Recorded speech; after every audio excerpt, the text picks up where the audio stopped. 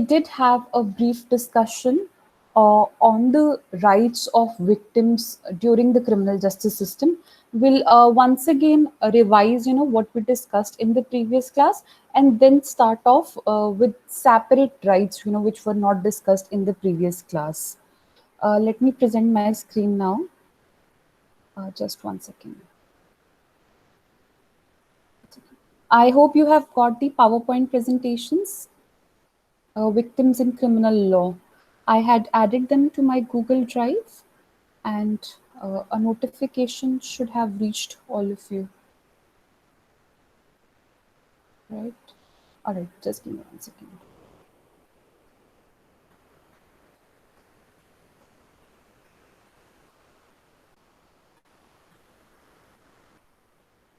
My screen is visible to everyone? Someone please say yes if it is. Yes, ma'am. All right, switch off your mics. So we were discussing rights of victims in criminal justice system, and I told you that in India, like in the other parts of world, there were various recommendations which were made and certain changes which were incorporated thereupon to have victim rights under the criminal justice system. Also, in addition to various law commission reports, the recommendations of Malimat committee which were made, the recommendation of Madhav Menon committee which were made, Supreme Court has also been highly influenced by one of the declarations of the United Nations. See, it is a declaration, it is non-binding, but still Supreme Court has used that as a reference point that we can also improve our justice system by referring to these. This is also called as Magna Carta for the rights of victims. This is a 1985 declaration of the United Nations General Assembly on basic principles of justice for victims of crime and abuse of power. They have separated the two categories. One, they talk about victims of crime, and second, they talk about victims of abuse of power.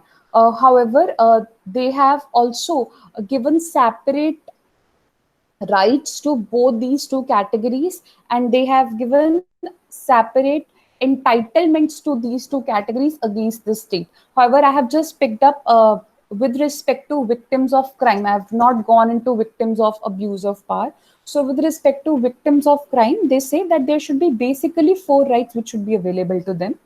One is of access to justice and fair treatment, meaning thereby that the justice must be accessible, and when they are treated in that whatever is the criminal law, there should be a fair treatment. They should not be neglected. Proper protection to their dignity should be there. Then restitution. So if something has been lost by them, then restitution principles should be there. Some restoring should be there, and compensation for the harm that they have suffered. Some compensation should be there. But yes, obviously, compensation and restitution may not be sufficient because a victim of a crime might be suffering from trauma. So he might need certain medical care, he might need certain psychological counseling. So, therefore, the emphasis is not only on compensation and restitution, the emphasis in this declaration is also on assistance. This declaration has had a great effect on the Indian Supreme Court whenever they have enunciated on the victim rights. In India, if I can talk about the rights of the victims, there are certain victim rights which have been created by the judiciary. Uh, Despite the fact that there is no enabling provision in the court, and then later on, so initially judiciary took this right, and then later on rights have been added by the legislature. One on the continuous exhaustion or continuous guidance by the judiciary that you should amend the law, and then the work of penologists, academicians, sociologists, anthropologists, and other policymakers, law commission for that matter, which have over a period of time recommended that these changes need to be made. If I were to discuss rights of victims today, I would put them under four categories. The first one is right to be heard, that during the trial as well as at the appellate stage, the victim must be given some representation. He should not be treated merely as a witness of the crime. He is different from other witnesses. So, you say that you are an injured witness, so your credibility is higher. Instead of just taking that into account, you should see that, he's not merely a witness of the crime, he's also suffered the crime. So, whatever is the sentence which has to be imposed, whatever is the conduct of prosecution, he should also have a right to say on those aspects than merely as a witness. The second right is that while this trial is going on, his privacy, his dignity should be respected. It is not that his position is relegated to that of a witness, and the trial is going on and anyone can come and again put him to that traumatic stage. So in certain cases, emphasis should be taken to protect the dignity and privacy of the victim. Then thirdly, the victim also has the right to restitution as well as compensation in certain cases. And yes, compensation might not be adequate in many cases. Urgent medical aid is required, so right to urgent medical aid also has to be provided. Now, these rights have been provided under the Indian law. The only thing that you find here missing, if you compare it with the UN declaration, is the right of assistance. We do not have those counseling techniques yet in our law. So that is something where it can be worked on. Now, let's discuss these four rights in detail. In the previous class, I had already discussed the right to be heard during the trial and the appellate stage. I discussed two cases here with respect to specific provisions. One was, what is the meaning of the right of the victim to engage a lawyer to assist the prosecution.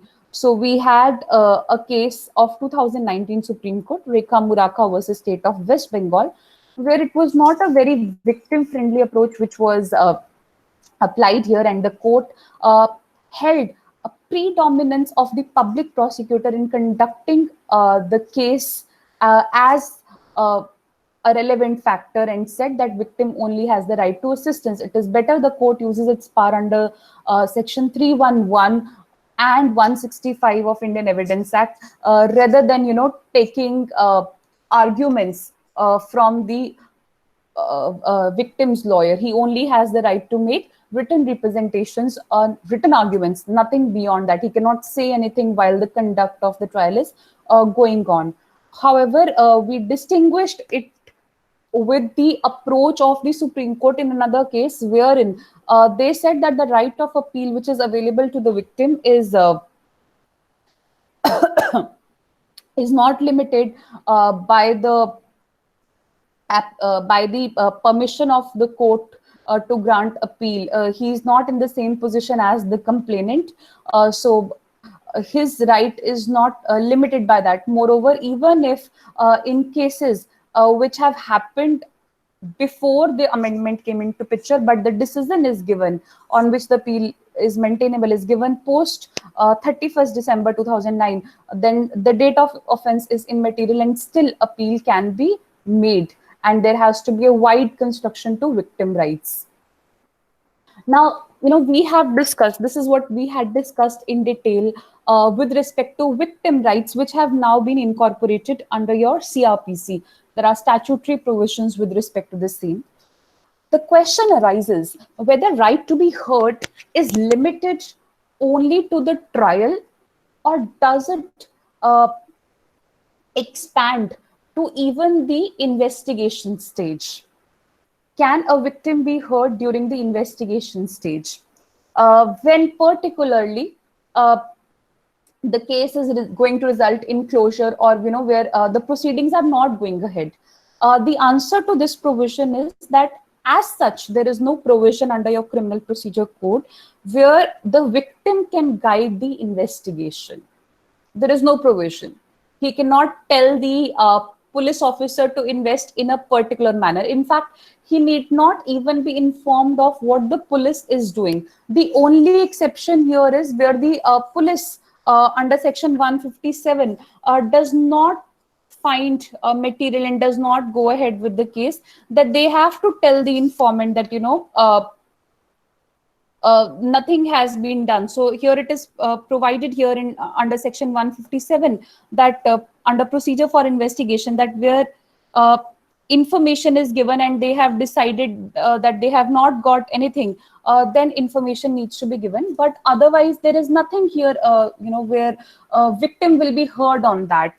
But we have discussed one case, that in the case of Bhagwan Singh versus Commissioner of Police, that where the police file a closure report, or where they file a closure report with respect to some accused.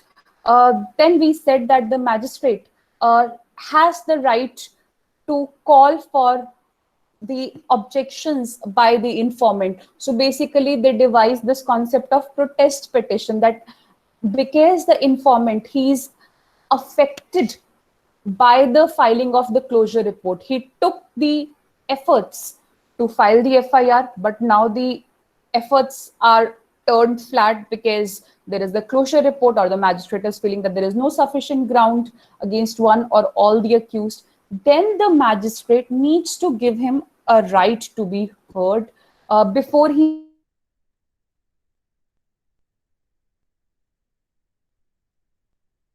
needs to be given a notice. And therefore he can be enabled to file a representation, which we called as protest petition. This was done in Bhagwan Singh versus Commissioner of Police. This was basically done because of this victim friendly approach which our criminal justice system was slowly leaning towards. So this is one case, but otherwise he cannot interfere. The only right of interference at the investigation stages in case of closure report. Otherwise, he does not have any right to be heard during the investigation. He cannot guide the investigation. If he feels that investigation has not been properly done, it is only subsequently that he can come before the court and say that investigation was not proper and something like that, but not before a report has been submitted. So the law is silent. Also, when the case, now the FIR is filed, and we know that FIR cannot be cancelled, and the person will have to go to the High Court under 482 and get it quashed. The question which arose here is that whether before quashing the FIR, if an application is filed by the accused for the quashing of FIR, whether the uh, informant needs to be heard, the person who has filed the FIR needs to be heard or not. As such, again, if you read 482 or you read any of the provisions of CRPC, you will find that there is no specific section which enables the informant to be heard.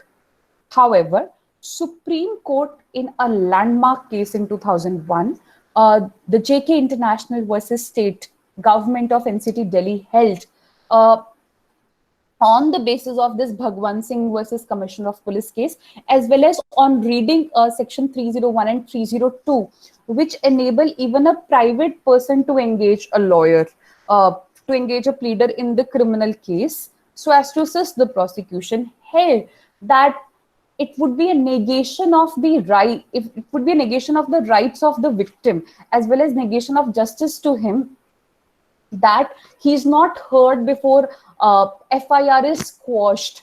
So in this case, Supreme Court says that where the complainant comes before the court and says that, I should be heard before this quashing, then the court should hear him and then only quash the proceedings. Otherwise, that would not be a proper procedure.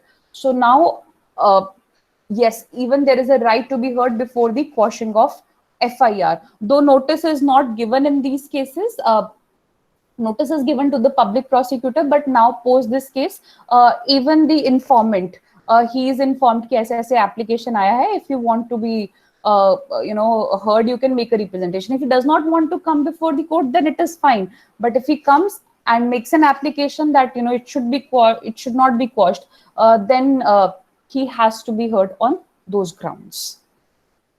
Am I clear? Ma'am, Yes. ma'am, yeah, Karthikeya here. I have a doubt. So, ma'am, when we talk about protest petitions, so if the court on hearing the victim finds that okay, now he has been satisfied to take cognizance, so would the cognizance be taken under 191B or 191A? Good question, Kartikeya. You are basically asking me that if a protest petition has been filed, whether the case is converted from a police case to a complaint case. Yes, ma'am. Yes. See, here the protest petition is filed does not convert the case to a complaint case. He's still taking cognizance on the police report only. See, basically, there was a police report. On the basis of the police report came this protest petition, Okay. right? So now he will not change the police report. He will be only given a direction to think. The magistrate is only applying his mind to the police report. A different line of thinking is afforded by that protest petition, and magistrate is taking cognizance not on the complaint, but he is taking cognizance on the police report itself. So it will not convert. There is no mechanism under the law by which a police case, a case in which FIR has been registered, is converted into a complaint case. Okay, ma'am. Okay. Thank you. Yeah. So I guess I have discussed cases while I was discussing the concept of complaint also. If not, I'll resend the cases in which these points have been very clearly held. Supreme Court in a number of cases has held on these lines that you cannot convert a police case into a complaint case merely under the garb of a protest petition. That cannot be done. A complaint case can be converted into a FIR case if the magistrate is directing investigation and stuff like that, but vice versa is not possible. Am I Okay, clear? ma'am. Thank. So, Yes. the Yes. question which arises subsequently, which procedure will be followed? Because I told you procedure is different in both the cases. In the case of if it is a case triable by magistrate, and if it is a case instituted on police report, then you have to start with framing of charges after satisfying that all the material has been supplied. But if it is a complaint case, first you have to record the prosecution evidence. Yes. Yes, ma'am. And then there are other rights also, that the right of complainant to be compensated, and the right of the accused also, if he is let free, to be compensated by if the complaint was without any ground. So what happens in those cases? So therefore it has been held that if it is on the basis of police report that the protest petition is filed, it is basically a police case only. It is not a complaint case. It is not converted to a complaint case. Okay, ma'am. Thank you. Hello, ma'am. I'm Satyam here. Yes, Satyam. Ma'am, this topic, the right to be heard in quashing of FIR, how it come under the ambit of 301 and 302? It does not come. The only I'm saying that the court has taken a cue from 301 and 302. What does 301 and 302 says? 301 says it provides for the right of a private party to have its own pleader in the case. Yes? Yes, ma'am. Yes, ma'am. 301 clause 2. And 302 says that whenever anyone else apart from public prosecutor is conducting prosecution, then permission has to be taken from the court. This is what is there in 301 and 302. Yes, ma'am. Now, in this case, Supreme Court said that the informant or the victim is not altogether excluded from criminal proceeding. See, this is the Okay. case of 2001. This was before these amendments have been made. So, Supreme Court had already started, I'm telling you, from 1980s, incorporating the concept of victim jurisprudence in the law. Okay, ma'am. So in this case, this was one case of judicial interpretation where they said that victim of the crime is not altogether excluded, and under 301 read with 302 he can always request that there should be a pleader of his to assist the public prosecutor. Yes. Okay, ma'am. Meaning thereby Yes, ma'am. that he has a right to be heard during the trial, a limited right to be heard, not to make oral representation, but to written arguments. He had a right to be heard before the amendment of 2009. So Supreme Court says if he has a right to be heard while the conduct of case is going on, if the case will not take effect at all, then also the right should be heard available to him. If he has the right to be heard during the continuation of the trial, right should be made available to him if no trial happens. Right? So if the Yes, ma'am. effect of FIR quashing is that no trial will take place and he had the right to be heard in trial, then basically his right under 301 read with 302 is impacted. Yes, ma'am. Yes, therefore he must be heard before the court decides that there is no need for trial. That is why the court said. Okay. Am I Thank clear? you, ma'am. Okay. Yes, ma'am. Any more questions here? Someone's parrot is making noise. He's also listening, it seems. All right. Please switch off your mics. This is limited, what we discussed about the right to be heard of the victim of a crime. Then the second important right is even during plea bargaining. See, this is a separate topic of plea bargaining, which we will be discussing in some time. This was for the first time that in India, when an amendment was made, a victim's right to participate in the proceedings came into picture. So in 2005, when this chapter 21 was inserted under your CRPC, section 265C of CRPC expressly provided that where the court is now, of the opinion that the application for plea bargaining has been made voluntarily by the accused, and it should be accepted, then there has to be a satisfactory disposition of the case. So they will hear the public prosecutor, they will hear the accused, they will hear the complainant, and they will also hear the victim of the crime. उनको आपस में बिठा देंगे और बोलेंगे कि आप decide करो. Here the victim had the right to participate either personally or through his or her pleader. And this was again that, he will talk with the victim. You can say this is restorative justice, could be one of the ways of, even saying that this is restorative justice. But I would, instead of, taking it into that light, also say that it entitled the victim to be heard. Because if he's not working out, if this mutual satisfaction is not working out, it's kind of conciliation which they have to work out. If the conciliation does not work out, it means that the victim stand has been heard, that this should not go like this. And if it works, then what compensation needs to be paid to the victim was heard even on those grounds. So this was one of the ways, in plea bargaining, which introduced the right of victim to be heard specifically for compensation and on the sentencing which needs to be imposed. Am I clear? Section 265C of CRPC, if you refer to that, that is very clear. That gives the victim to be one of the participants in the process of plea bargaining.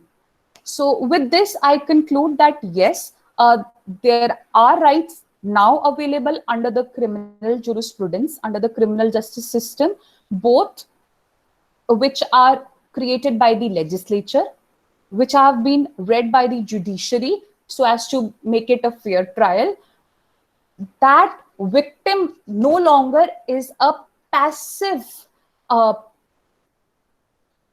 recipient of the criminal justice system. He is now more involved with the criminal justice system, and this involvement of the victim in the criminal justice system serves certain purposes. And what are those purposes? The purpose is not to convert, a crime into a civil wrong. The purpose is that because you're hearing the victim, he can give a vent to his feelings. Instead of having that feeling of revenge, now he can vent his feelings in a proper manner. And the fact that he has participated in the criminal justice system will give him the impression that criminal justice system is very lenient, or that it is not functioning at all. So it gives him the sense of fairness. It gives him the sense that, he is also the fulcrum, he is also important, his feelings have been taken care of. So for these purpose, the right to be heard has been accorded in the preceding ways that I just discussed. In fact, if you read certain cases on victim rights, which I have already sent, you will find that, we are going back from retributive justice to redistributive justice. Initially, the person against whom the offense was committed, he was bringing that man to justice. Then the state took over the role, and then the right of compensation, everything got diminished over a period of time. We have once again realized that state is not a proper instrumentality. There has to be a balance of both the state as well as this victim. So again, we are taking that thing into mind, and we are again going back. It has come a full circle once again, right? The next right here, which I will now talk about apart from the right to be heard, is right to compensation. Uh, Basically, compensation to the victim has been always a part of your criminal procedure. If you read section 357, it was very much the part of CRPC from the very beginning of 1973. Even the previous code had a parallel provision of right to compensation to the victim. Now, why compensation to the victim has been there? Because the court felt that it is required in certain cases, and the offense is not only in the nature of a criminal wrong, but it is also in the nature of a civil wrong. So for it, he could have gone and claimed under your civil law. And if he has or has not gone, but it is something which is claimed under civil law, then criminal court has also been given the power that, in this very case only, you can grant compensation to him. And also provisions have been made under 357 for retribution. For restitution, not retribution, for restitution of property in certain cases. So where it is a case of theft or other thing, then the property which has been taken, that property can be restored. You can read 357D. When any person is convicted of any offense which includes theft, criminal misappropriation, criminal breach, cheating, in compensating any bona fide purchaser of such property for the loss of the same, if such property is restored to the possession of the person entitled thereto. So in all those cases, if the property is not recovered but the accused is there, then whatever is the cost, that could be given to him. So yes, there was a provision in certain cases for compensation under section 357 CRPC. However, there are certain prerequisites which were and which are still to be taken in mind for applying 357. One, it can apply only at the final stage. So when the court gives the judgment, only then it will apply its mind whether compensation needs to be paid or need not be paid. Secondly, it is the discretionary power of the court to impose compensation under section 357. Thirdly, here compensation is imposed when it is provided in the sentence. So fine is imposed, or where a sentence is imposed of which fine is one of the components. So here it is imposed as a fining power, not separately. And thirdly, the compensation should have been recoverable in the civil court. Now, these conditions led to a lot many problems, and the courts, they hardly resorted to section 357. They said discretionary power hai, itna dimag kaun lagayega? They did not. Time and again, Supreme Court has reminded the trial courts that you need to exercise this power. This power is available even with the appellate court. So Supreme Court said time and again that this is not an ancillary power. This is not a power which you may dispense with, but this is an additional power, and you have to, if you want to bring sense of justice to the victim, if you want him, if you want the criminal justice system to be more humane, you need to exercise this power under 357. But nothing happened, despite continuous judgments by the Supreme Court starting from 1980s. Nothing changed. Ultimately, in 2013, in the case of Ankush Shivaji Gaikwad versus State of Maharashtra, Supreme Court said that, see, this is not merely a optional duty which is given, though the word used under section 357 is may, still it is a mandatory duty at least to apply the mind. The court may or may not grant the compensation. That depends upon, so many factors which are there. But the fact whether compensation is payable or not, that is mandatory. So at least you have to record your reasons for not giving compensation under 357, or if for giving compensation, then why. So yes, the power is discretionary, may, but the application of mind is mandatory. Am I clear? The court here applied purposive interpretation.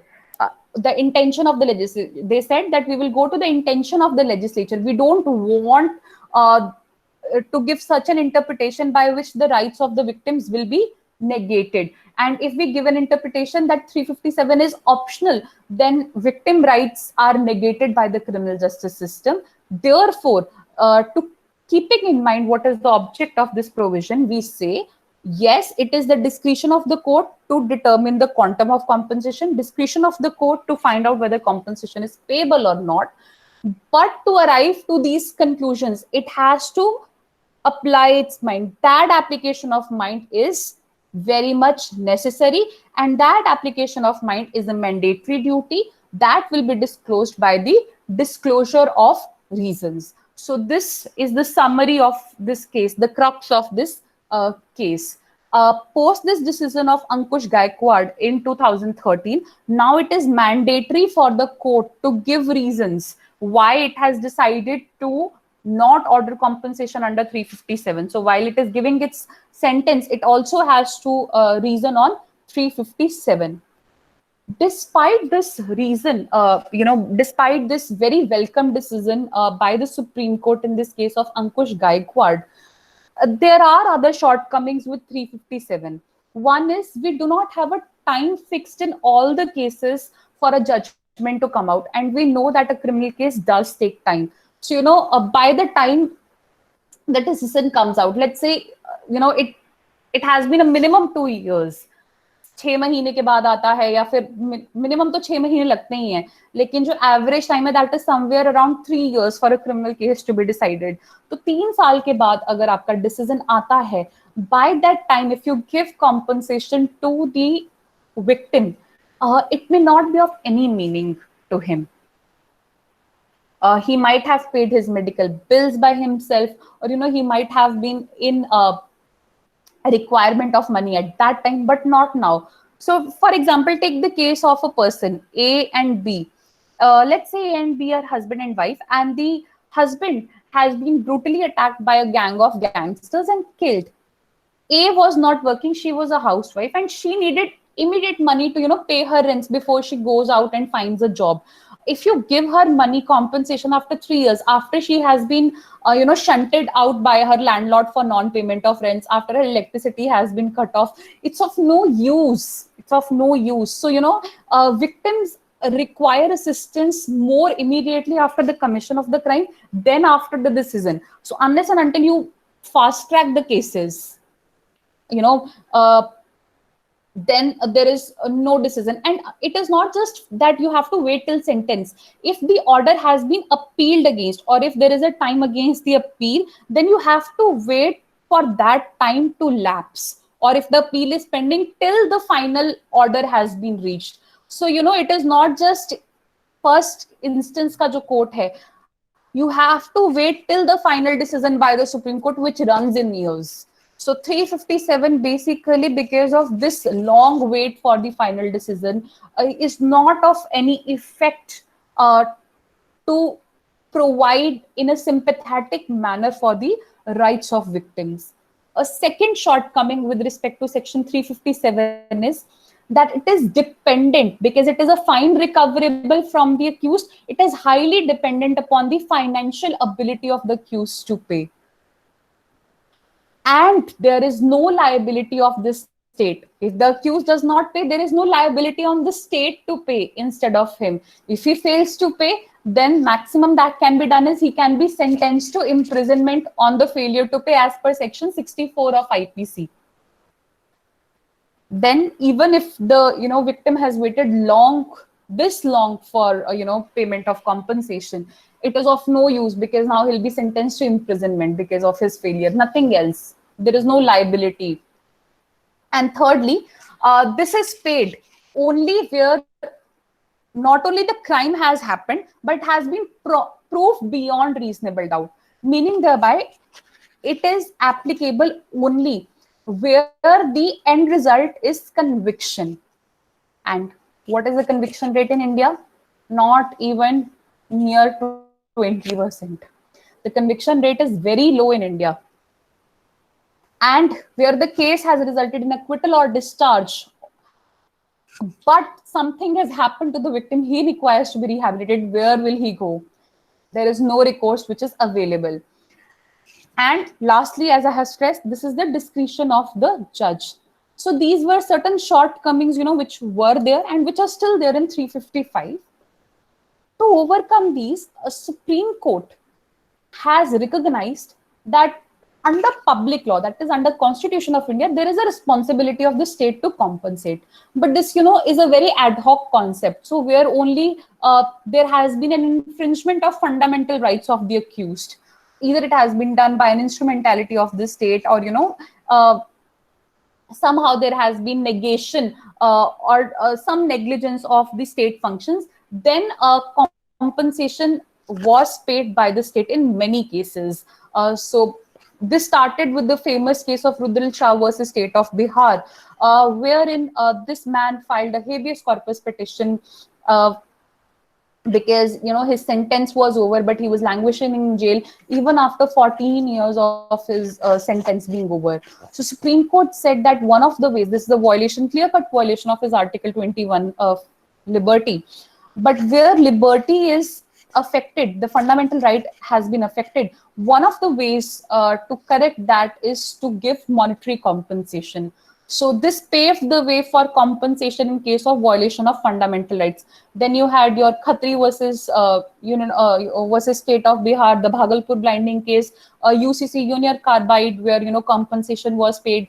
Nilabati Behra custody death, rape in railway premises, where compensation was paid. Chairman was Railway Board versus Chandrima Das, and a host of other cases, where the judiciary has recognized the responsibility of the state to pay independently to that of the perpetrator of the crime. That's a separate decision कि जो officer जिसकी गलती थी उससे क्या वो money recoverable है या नहीं है. That the court is not going into look. That is a separate dispute between the state as well as that ultimate perpetrator. But state का एक responsibility उन्होंने fix कर दिया.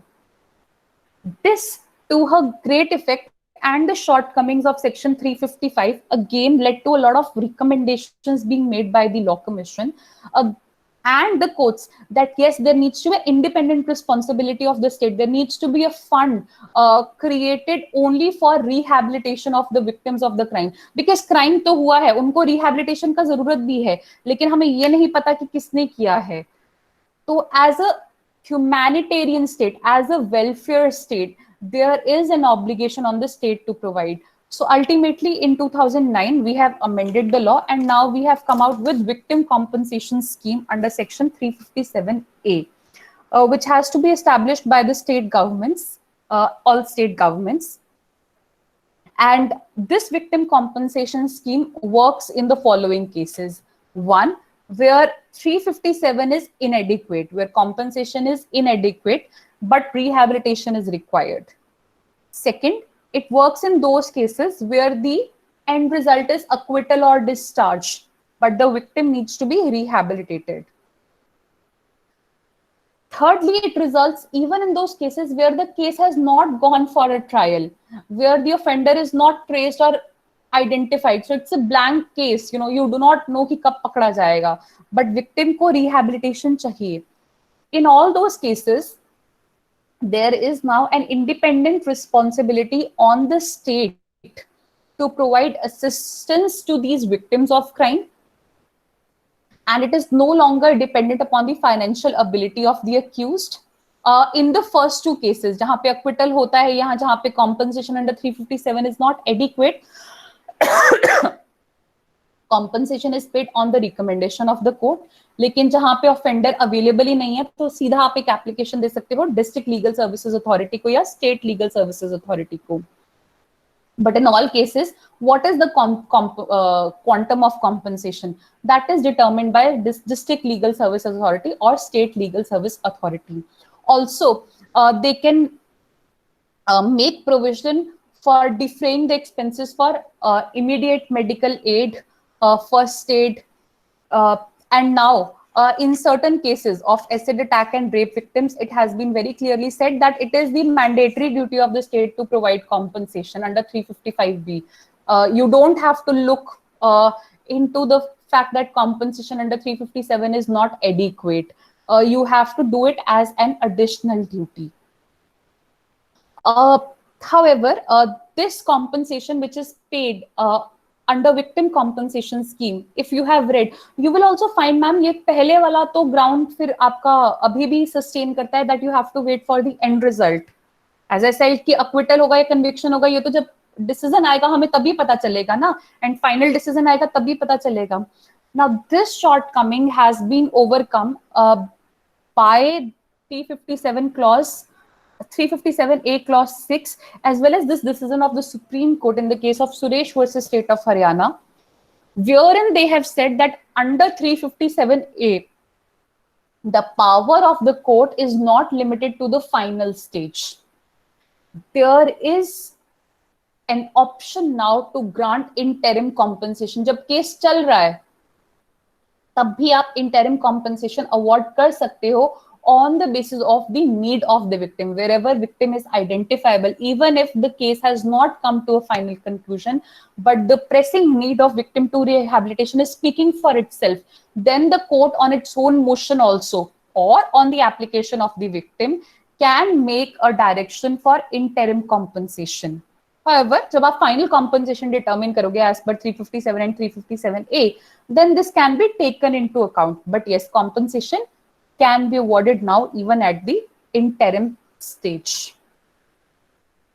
Also, compensation is payable under section 358. I have not put that in the slides, but you can refer to your barracks. But that's limited.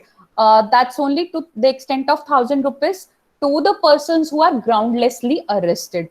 Also, in case of non-cognizable cases, where it is always a complaint case. Generally, it is a complaint case. In non-cognizable cases, where the complainant has, done what the prosecution should have done, and if he succeeds in the conviction, then whatever costs, whatever money he has spent on the legal expenditure, that money for the legal, for the filing, all that money can be recovered by way of costs. So this is something similar to your civil cases.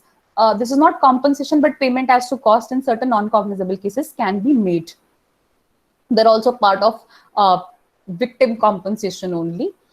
But the money is limited here, and the courts, again, under 359 are not very proactive in discharging their responsibility. That's one shortcoming.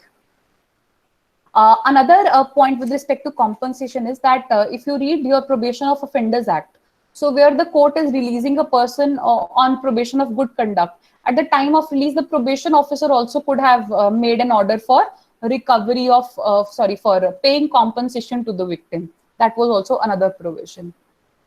So with this, I hope I have been able to clarify the concept of right to compensation of the victim in certain cases.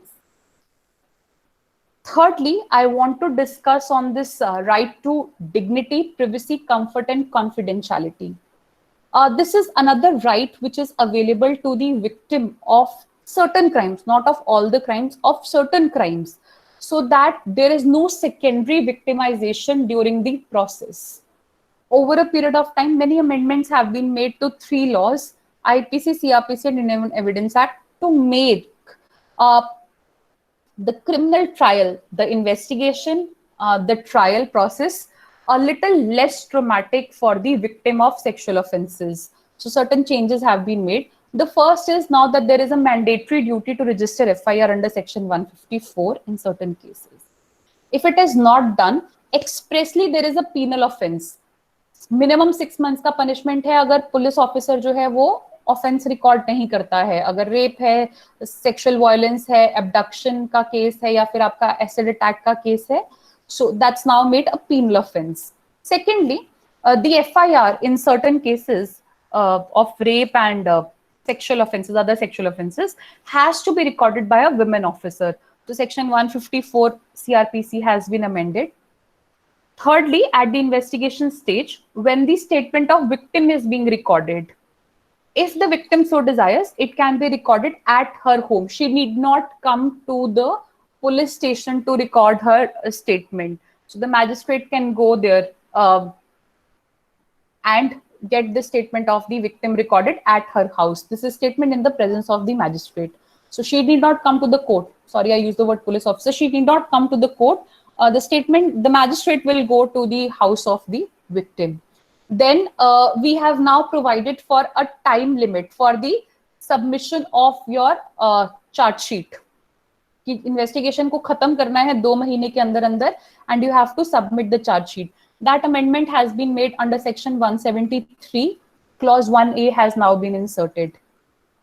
After investigation, during trial also we have made certain changes so as to respect the dignity and privacy.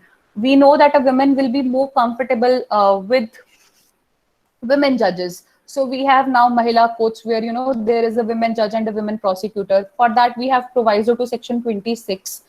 The proceedings are to be held in camera. No public has to be there. Section 327 has been amended. Then we feel that, ये हमें secondary victimization नहीं करना. तो जितनी बार trial चलेगा, जितना लंबा trial चलेगा, उतनी बार, it will be difficult for that survivor to come out of that trauma. So now we have said that, expeditious trial rule hona chahiye, and when the statement of witnesses get recorded, the case should be completed under section 3091 within 2 months from the examination of witnesses. Then we also have provided that under IPC, if there is disclosure of identity of the victim in rape cases or in other sexual assault, then that's a penal offense under 228A IPC. So her privacy has to be protected.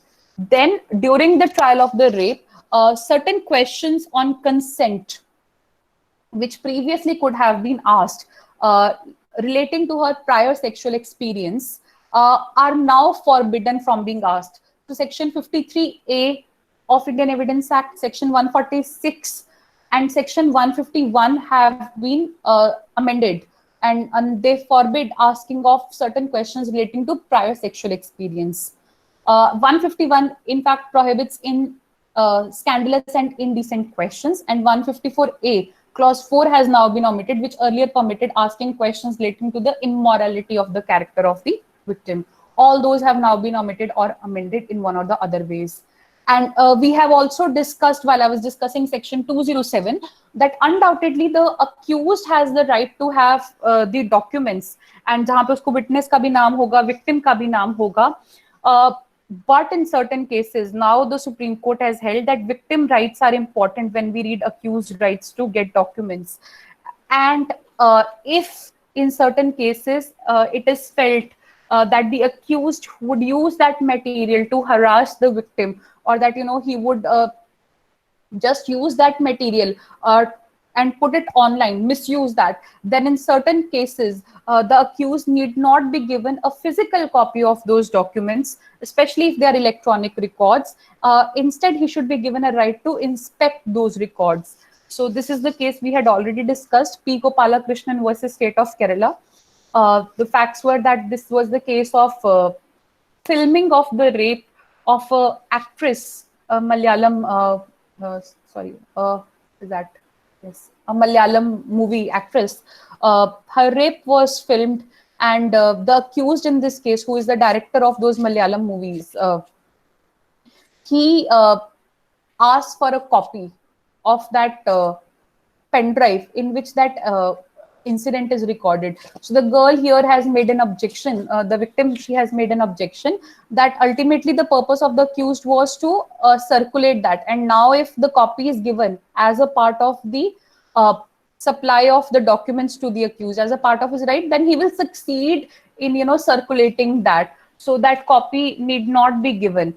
and if his right is there, let him examine in the court, let him not be given the copy. The court upheld the contention of the victim and said that in certain cases where privacy of the victim is of paramount consideration than the right of the accused, then we can refuse the accused a copy of the document and instead ask him to examine. So this is not provided under section 207 or 208, but the court has read that as a part here.